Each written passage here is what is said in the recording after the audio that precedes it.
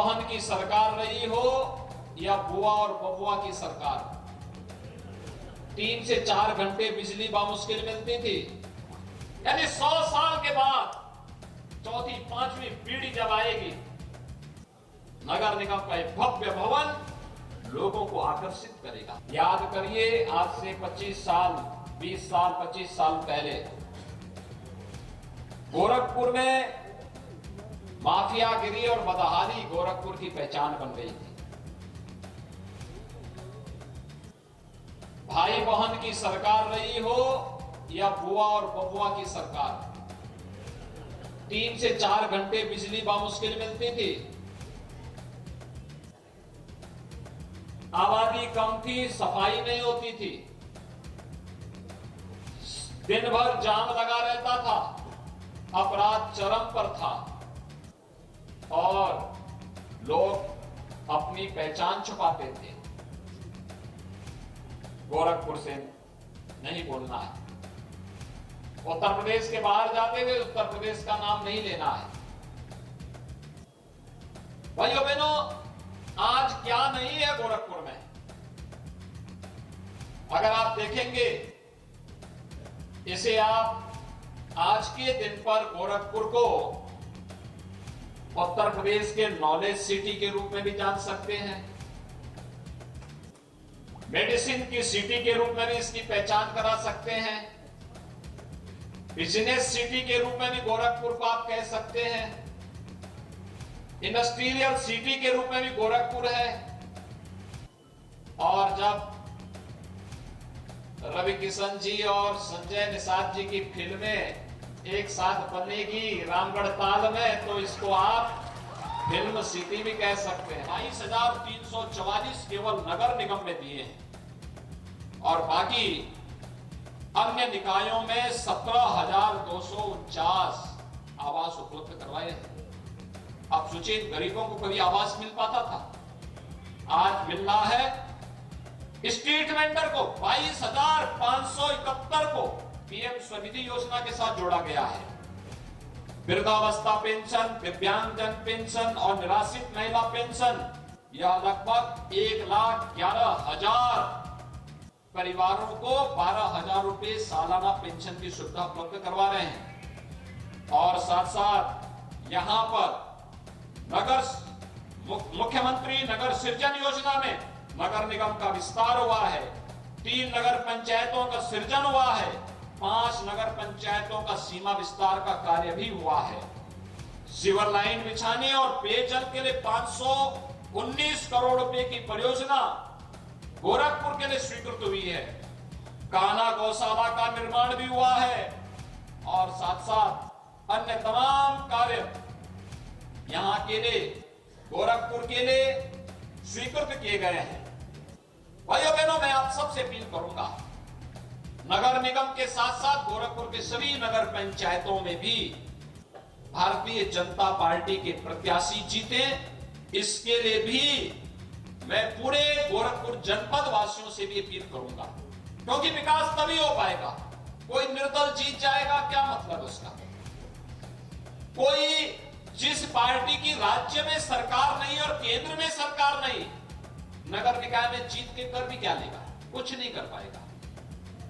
जब समन्वय ही नहीं, तारतम्यता ही नहीं, तो विकास बाधित होगा। बुनियादी सुविधाएं नहीं मिलेंगी, सफाई नहीं हो पाएगी, विकास का लय नहीं बन पाएगा।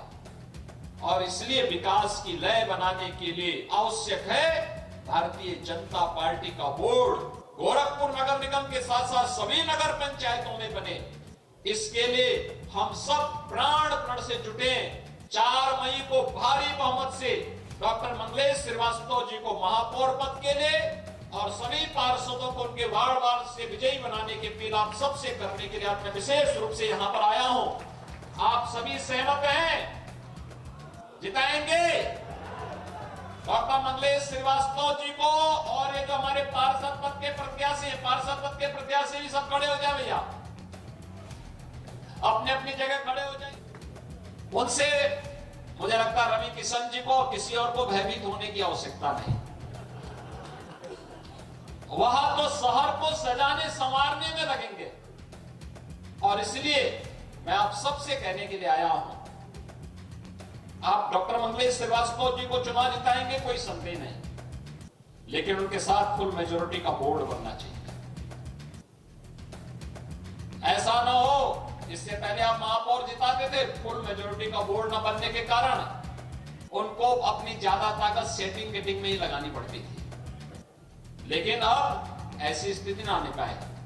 80 वार्ड है, प्रयास होना चाहिए कि फुल मेजोरिटी का 2/3, 3/4 मेजोरिटी का बोर्ड बने। जैसे उत्तर प्रदेश की जनता ने हमें सरकार बनाने के लिए 2/3 बहुमत का समर्थन दिया, आज आप परिणाम देखते होंगे उत्तर प्रदेश में बेधड़क विकास के कार्यक्रम आगे बढ़ते हैं। सुरक्षा का बेहतर माहौल बनाया जा रहा है, सुरक्षा के कोई सेंध नहीं लगा सकता, विकास के कार्यों में कोई भ्रष्टाचार नहीं फैला सकता, और यह अभियान निरंतरता लिए हुए आगे बढ़ रहा है।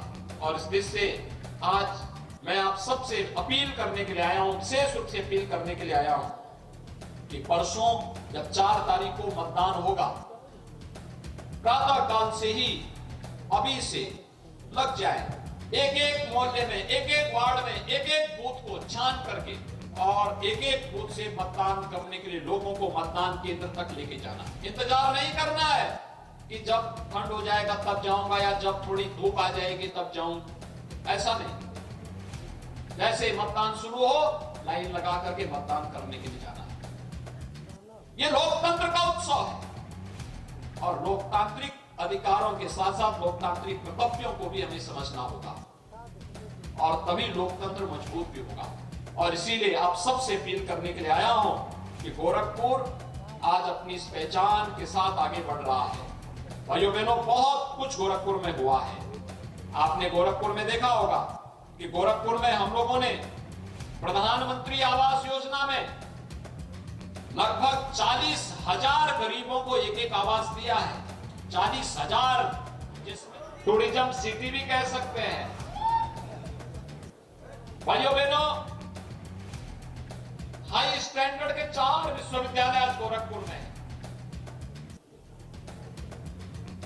इंजीनियरिंग कॉलेजेज हैं, फार्मेसी के, मेडिकल के, हर एक डेंटल का, डिग्री कॉलेजेस की एक लंबी श्रृंखला, और स्पोर्ट्स के लिए भी सब कुछ आपके पास मौजूद है। गोरखपुर में गौरव की अनुभूति कराने वाला सैनिक स्कूल का निर्माण भी हो रहा है। इसी सत्र में प्रारंभ हो जाएगा गोरखपुर में सैनिक स्कूल। और कोरोना कालखंड में जिन बच्चों ने अपने अभिभावकों को खोया है, या जो बच्चे जिनके मां बाप रजिस्टर्ड लेबर का काम करते, श्रमिक के रूप में कार्य करते हैं, उनके लिए अटल आवासीय विद्यालय भी सत्र में सैजनवा में प्रारंभ होने जा रहा है।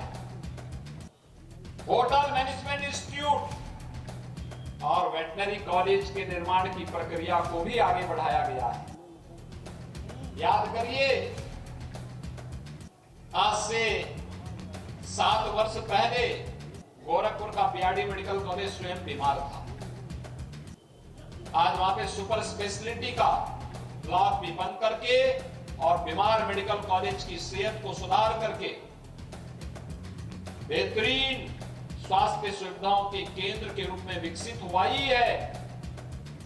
एम्स भी गोरखपुर का चालू हो गया है, फर्टिलाइजर प्रारंभ हो गया है। आज गोरखपुर में क्या नहीं है?